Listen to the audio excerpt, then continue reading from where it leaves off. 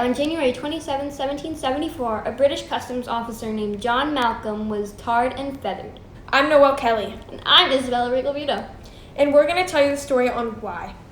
Malcolm was a known loyalist with a short fuse that many patriots disliked. A local shoemaker named George Hughes came across John Malcolm yelling at a boy and hitting him with his cane. Hughes then decided to confront Malcolm and assess the situation. Malcolm told Hughes that he was a vagabond and told him to stay out of it, which led to a huge argument. Malcolm struck Hughes in the head with his cane, this leaving a 2-inch gash upon his head, which knocked him unconscious. The next day, a large, angry crowd gathered outside of Malcolm's home. Hughes' doctor helped him put out a warrant for Malcolm's arrest. As everyone was yelling in a mass around his house, Malcolm shot a sword out the window, which stabbed a man in the breastbone. This infuriated the crowd even more. They began breaking his windows. Malcolm and his family ran upstairs. The angry mob got a ladder, climbed up the second floor, and smashed the windows. Window! They sent in an officer who tricked Malcolm into handing over the sword. Once he gave it over, the officer informed the crowd that Malcolm was no longer armed.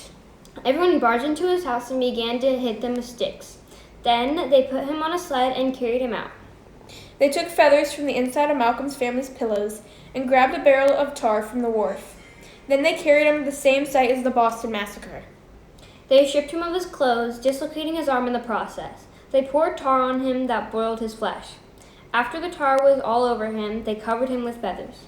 He looked like a chicken. The crowd took him to the building where a government meeting was being held.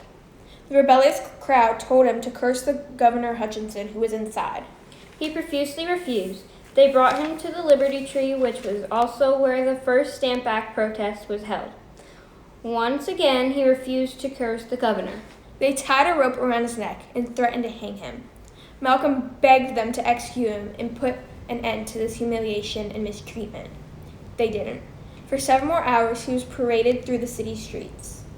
After bringing Malcolm to the Board of Commissioners building, they once again demanded that he curse Mr. Hutchinson. Finally, after endless hours of torment, they brought him back to his house and he began to thaw.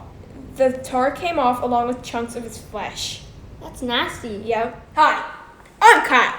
I'm here with a local townswoman, Frances Walbottom. What are your thoughts on this matter? That man had it coming for him. He is a disgrace to our colony. I don't want anyone like him near me or my children. I'm glad we shut him up. Thank you, Frances. I'm Kyle, and that covers our whole story. And I'm Frances.